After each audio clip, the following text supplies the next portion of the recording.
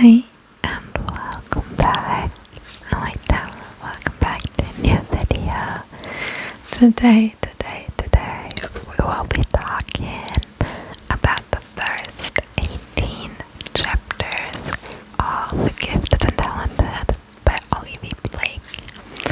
This is part 1 of the August book club. I want to do a monthly book club where I talk about one book. This month I'll choose an English book, so the book club will be in English.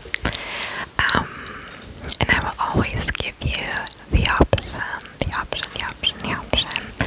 at the beginning of the month or at the end of the month before to choose between a couple of books. And if you choose a German book, the book club will be in German. And if the book is in English, it will be in English. So I want to start with reading the back of the book for all of the people that don't know the book and are just here for the vibes and for the ASMR. If you have not read chapters 1 through 18, don't listen to the audio, don't watch the video, because there will be spoilers. Yeah, so I also want to try out a little bit of soft spoken in this video. So I will switch between whispering and soft talking. Okay, let's start. Where there's a will, there's a war. The random brilliant CEO of Renfair Magitech is dead. As the father of modern technology, he leaves an incredible legacy, but which of his three telepathical and electrokinetically gifted children could inherit the Renfair throne? Meredith, head of her own profitable company, has recently cured mental illness. If only her journalist ex-boyfriend wasn't set on exposing her for what she really is, a total fraud. Arthur, second youngest congressman ever, wants to do everything right, except his wife might be leaving him, and he's losing his re-election campaign. Heading Renfair could relaunch his sinking ship. Edith was a world-famous ballerina until a life-altering injury. Gaining the company might finally validate her worth. On the pipeline of Gifted Kid, the clinically depressed adult, nobody wins. Yet as they gather to read their pair's final words, which Ren will come out on top. Okay, so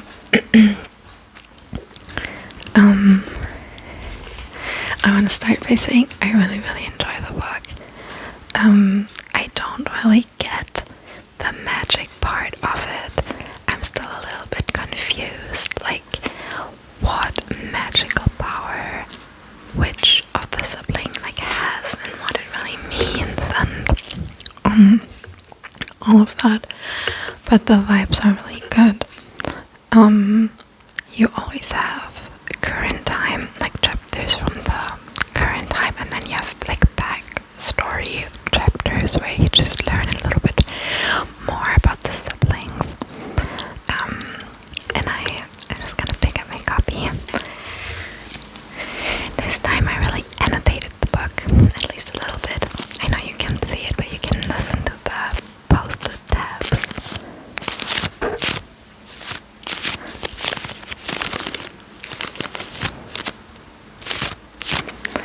That I put in.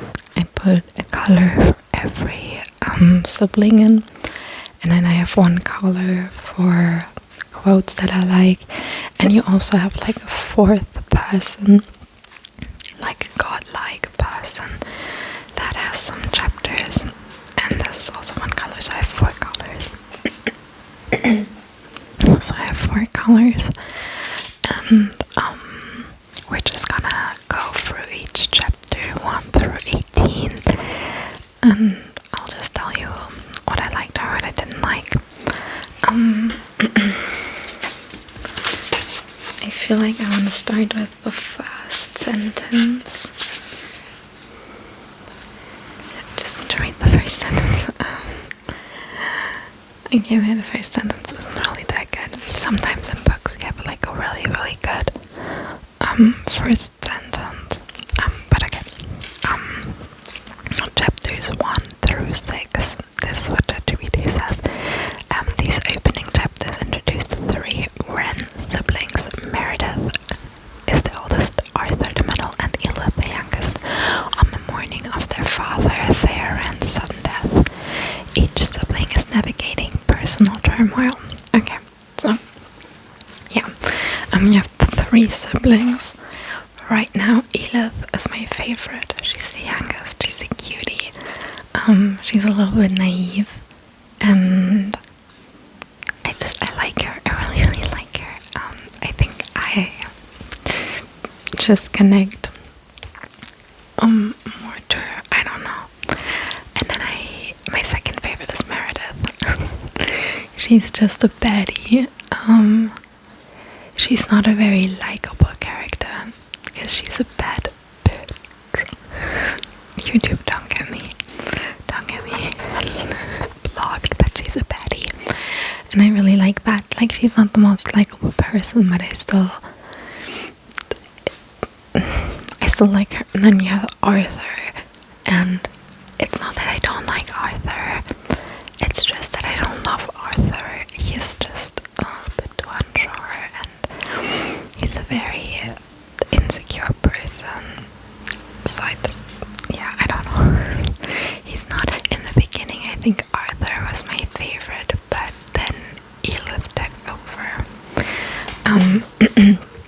Also, ChatGPT says Meredith is CEO of her biotech startup, caught in a moral crisis as her ex-boyfriend journalist is close to exposing her as a fraud.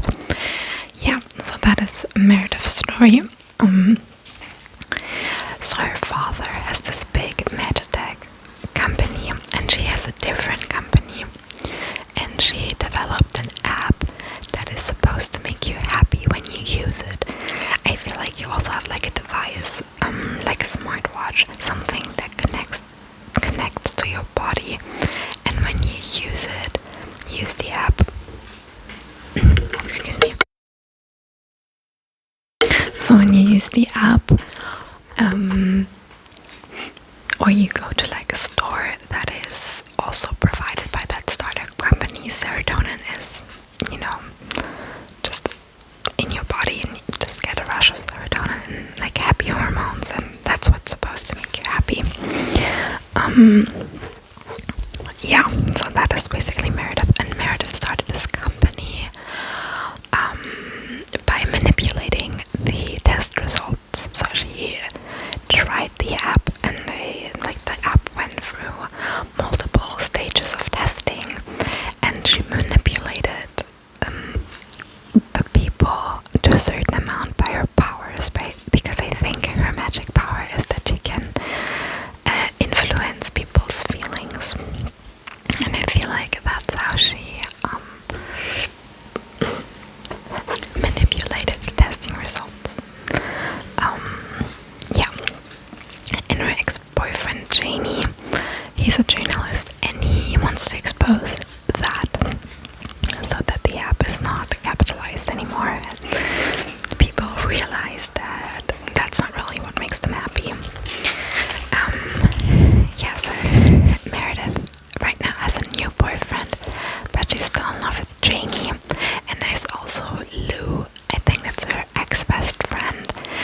That is a very important person in her biography, and she's still thinking about that person. And I'm just looking for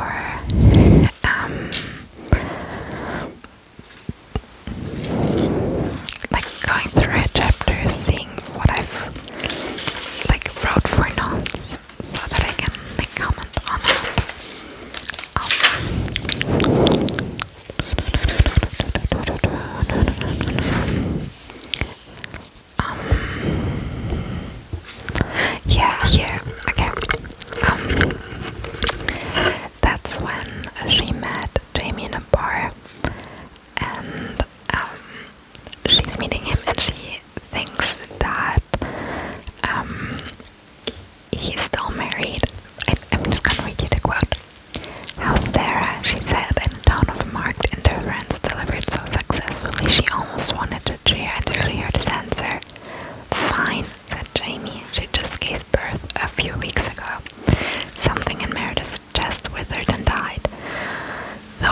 voice come out harsher, meaner. So much for indifference.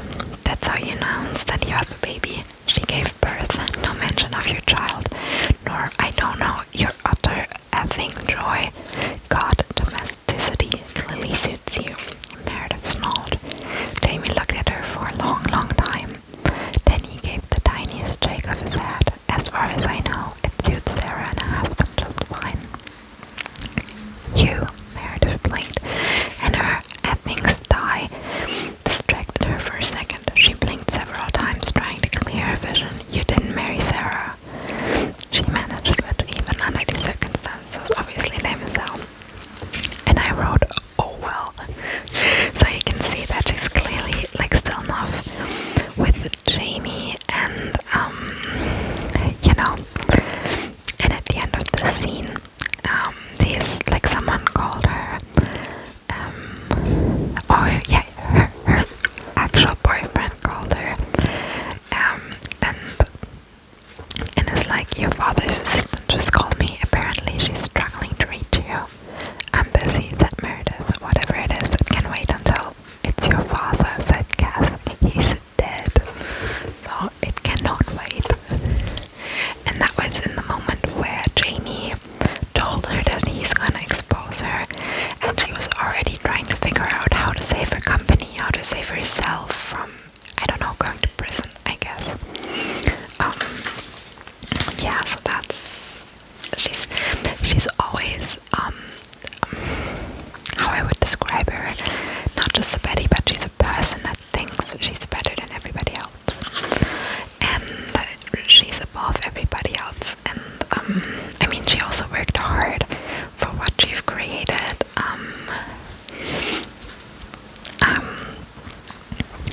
but she's still, you know, she's not very graceful. She's not really coy about it. You know, she knows what she did, like what she created, and yeah, she's just above people. What I also wrote down is she really in love with her current boyfriend Cass? No, she's not. I don't really think she's in love with Cass. I feel like she's just with him because he's stable and he's there, like he's available, you know. And I feel like if Jamie throughout the story will be like, oh, I'm up for it, she will take him back. I feel like, I don't know, because she's already thinking about, you know, sleeping with him, so he's not exposing her, which I think is very difficult, because in our modern time, it's always like, it's like a prejudice that women use their body to get what they want. It's a stereotype that we should not feed into, but obviously that's what the author is trying to do, so she's less likable.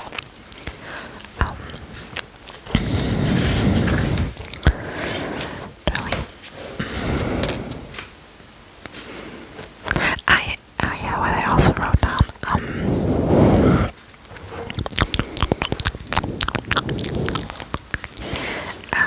the app I also wrote down, if the app would really work, I would buy the app, because it would be so nice to have like an app on your phone that would actually make you happy for a long time, not just momentarily, but for like a long, long time. But obviously that's just yeah, okay.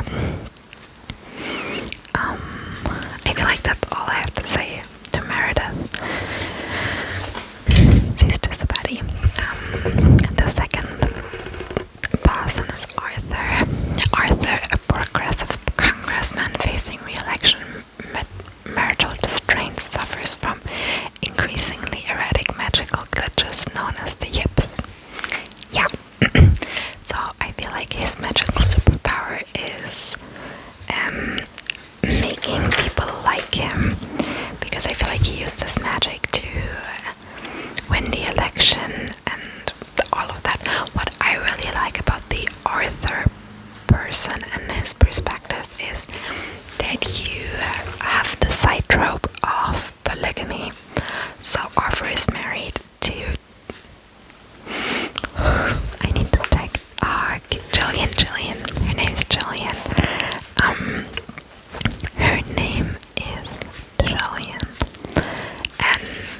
So he's married to her because she was the perfect candidate at the time.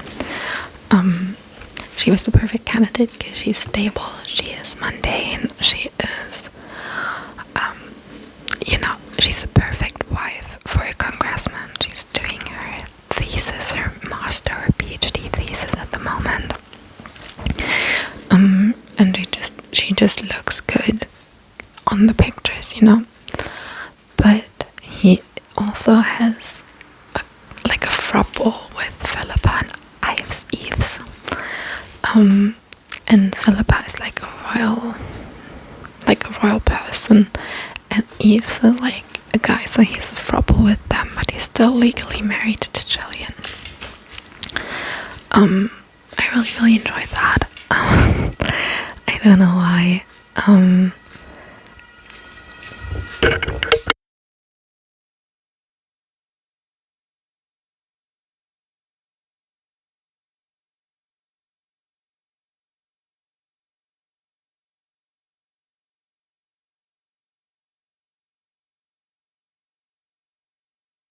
Okay, I had to wait a little bit because there was an ambulance going by my window and that was way too loud. Where was I?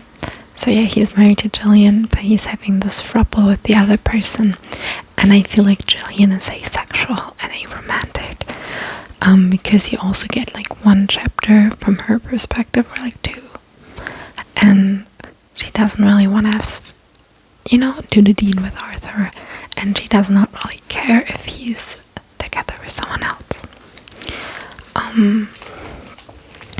Yeah. Yeah, Jillian.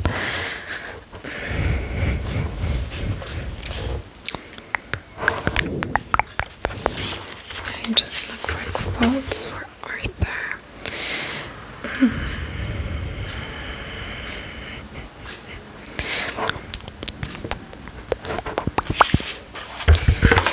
I'm sorry, I'm so unprepared, it's so bad. Okay, this is a quote from his perspective that I really liked. I've learned to expect the least out of the people I thought the highest of. I don't know why, but that really just resonated with me because if you think highly about a person, the possibility of them disappointing you is, really high. And the thing for Arthur is he was never good enough for his dad. He always, whatever he did, it was never good enough for his dad. He was always kind of disappointed by Arthur. And I feel like that's a very big thing for poor little Arthur, that he will never be good enough. And that's what he also really thinks about a lot, not being good enough.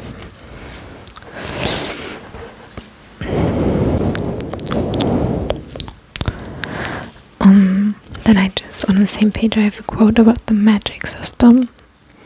You do understand that magic can be much more than just a technical network of communication and energy, right?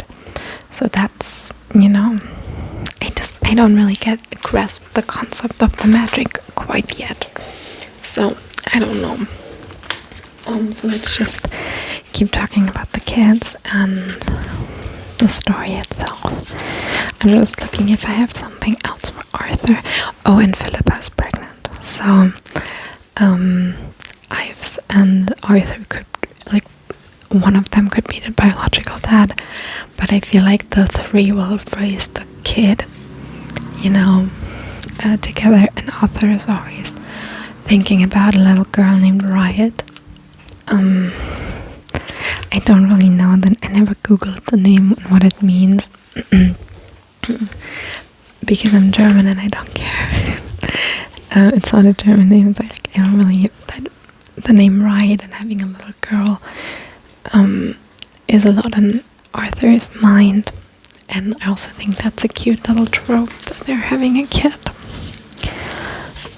And Ives and Philippa both are with Arthur to support him, which is very cute. And what I also think is a bit suspect, he has a wife, but and Jillian is really good. Like, she's organizing everything.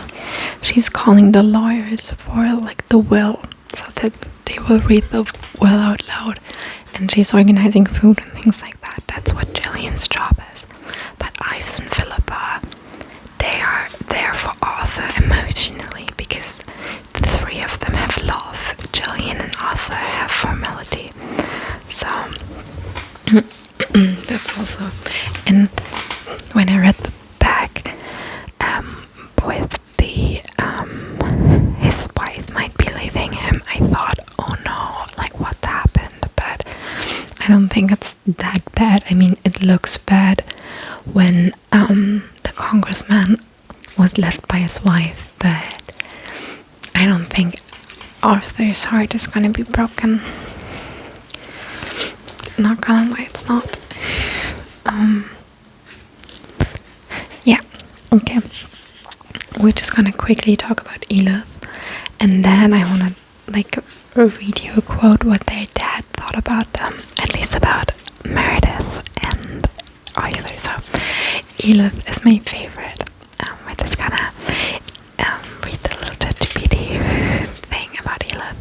So Elith, once a celebrated ballerina and now a marketing executive, after a career-ending injury, struggles with her identity and latent magical potential. These early chapters throws readers headfirst into chaotic backstory and the siblings' fractured relations. So yeah, she was a ballerina. She was at an academy, and then she had an injury with her back. And after she could not,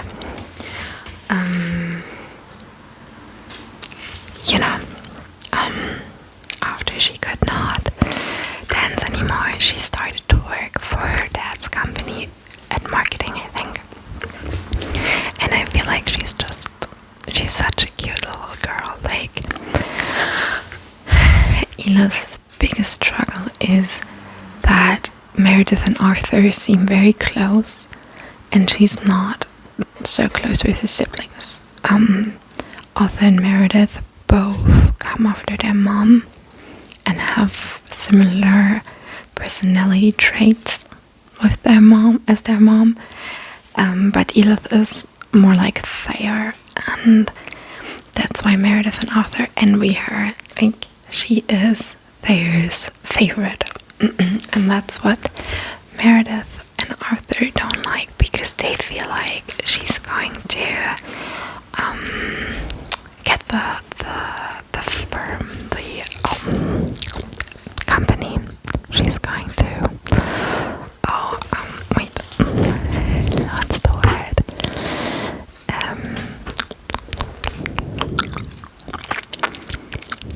I don't know what the word is, but she's gonna, what is the word? Erben. It is Erben auf Deutsch, but what is Erben auf? Wait, I need to Google it. I need to ask. Erben auf Englisch. Inherit, okay, yeah. Okay, so because Elith is Thayer's favorite, Meredith and Arthur believe that she's going to inherit the company, which is causing troubles between them. So, and I'm just gonna, if I find it again, but I feel like I will just read you what Thayer thought about Meredith and Arthur at a Christmas party. So, and that describes their characters perfectly. Like, this description just describes Meredith and Arthur to a T. Okay, so the problem with Meredith, Thayer said in Elith's ear from the recess of her memory, is that she will always choose herself. It doesn't matter whether she's the right answer. It doesn't matter if she's made a mistake. She gets it from her mother. Persephone was always like that, and she spent the most time with Meredith. Meredith will choose Meredith and take everybody else down with her. I'd call it admirable, except she's still young, which means she's reckless in addition to ruthless. She's a bad judge of people because she still thinks this world is fundamentally fair. That people who work hard get rewarded. That the cream eventually rises to the top. But she's wrong, and someday someone will prove it to her in a way she can't come back from. Arthur doesn't have a single real conviction in his entire body. He'd say whatever he needed to say just to stay in the light, just to keep people's eyes on him. I can't decide whether to be impressed he found a way to make it work for him, or just guilty for raising yet another worthless politician. And Elith heard that at the Christmas party, and she remembers that, and in the context of, oh, maybe I will earn the company. Yeah, so this is a little bit about the characters. I'm just gonna read you the synopsis or the summary for chapters 7 to 13. Monday after their father's death, the siblings reunite at the Wren family estate. Family roles and rivalries resurface. Meredith is fiercely competitive and focused on control. Arthur is emotionally unstable. Edith, though appearing the least ambitious, is arguably the one they have favored. Flashbacks reveal childhood dynamics, Meredith's ambition and emotional detachment, Arthur's desire to prove himself outside politics, and Elif's closeness to her father through family lunches and overlooked wealth. So that's also a big deal, that they are falling back into the old dynamics. It's Meredith and Arthur against Elif. None of them. It's just it's natural. Elif didn't really live at home because she lived at the ballerina academy, dance academy, whatever, and that's what Meredith and Arthur are kind of like envy about it. I don't know, because she had success and they didn't really have that. I don't know. So that is chapter 7 through 13, and then we have chapters 14 to 18. Tuesday. The siblings navigate a volatile Tuesday. Meredith's tech startup, centered on her invitation chirp, becomes increasingly suspect, and amid media scrutiny and her ex rekindling old conflicts. Arthur's magic misfires, fueling public embarrassment and political chaos. His personal life and two partners add complexity, and Elif's latent powers, telekinesis-style abilities, start emerging unpredictably, foreshadowing greater magical stakes. So there's also a point, the magic that they use always has a cost. So when Elif, she has like a little, like she calls it her little parasite inside of her, and this parasite, like, for example, saved her from a plane crash. But after, like, she is saved, something bad will happen in return. And when Arthur is using his magic, he physically and emotionally drains. So there's a point where he also almost dies because he used this magic power, and that was pretty scary. Yeah, so this is basically all I have to say to this story. I now want to read you some quotes that I liked, and I think then I'll call it good. I'm so bad at like talking about it, and I really want to be better at it, but I just don't know like what to talk about. I can just tell you like what happened and how I felt about it, but I feel like that's not enough. So if you have any tips and tricks for a good book club, write it down. The problem is also like I talk into a microphone and I'm alone with my thoughts. When I have a friend that I have to talk about books with, there's also another party that talks back to you, and that's how the conversation is created. But I don't have that right now, and that makes it so much harder. Okay, so I'm just gonna look and see.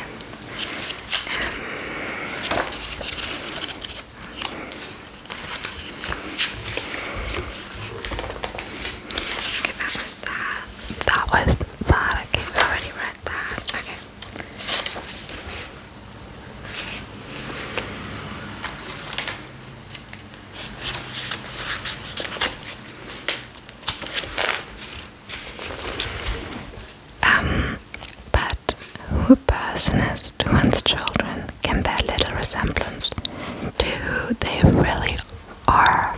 I really love that quote because it is true, you know. We often idolize our parents, even if they're not the best person. And I mean, it's also like psychologically proved that kids, even if they're from an abusive home, to a certain extent, they will still love their love their parents. And if they are asked, do you want to go in the foster system or stay with your parents, most of the kids will say, I want to stay with my parents. So I really liked that sentence. It was really good. That is a quote that I just felt like, as a woman, I really felt that moment. It was a really good description. I'm just gonna read it to you. At that precise moment, Jillian became aware of a low pain in the base of her abdomen, as well as an ache in her head and her neck. It was, she knew instantly, a period.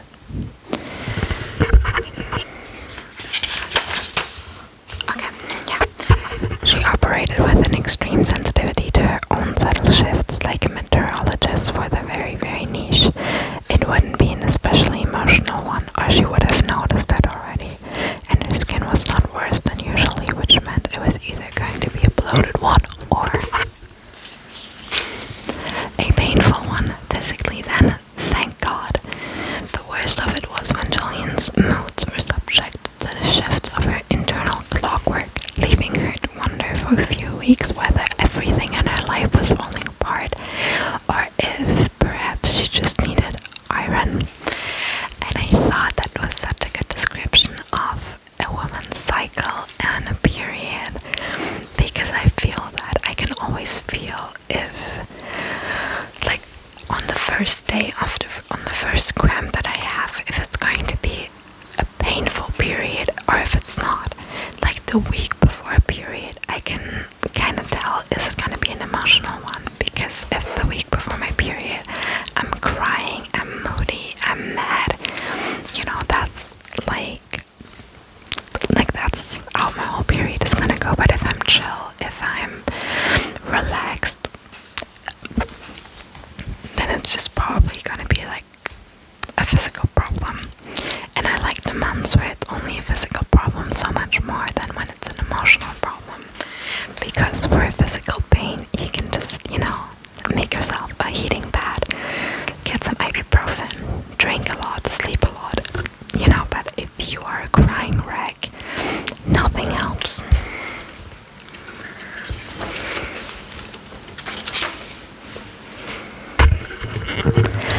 He was going to call it love, even though it was only ever disappointment. That was a quote I liked. And this, yeah, I think that was, you know, I don't know. I think Arthur talking about her dad's love.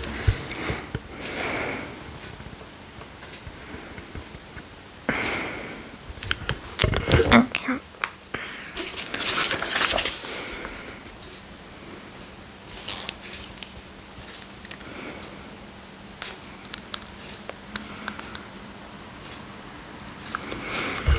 Okay, yeah. So, your brother and sisters are vultures. I can't blame them. I can't say I blame them. They spend more time with your mother. They're more like her than you were. I never could stand it when they were young, and I suppose I took my pain out of them. Realization is important. I don't know why I like that, but I tapped it. Another quote that I liked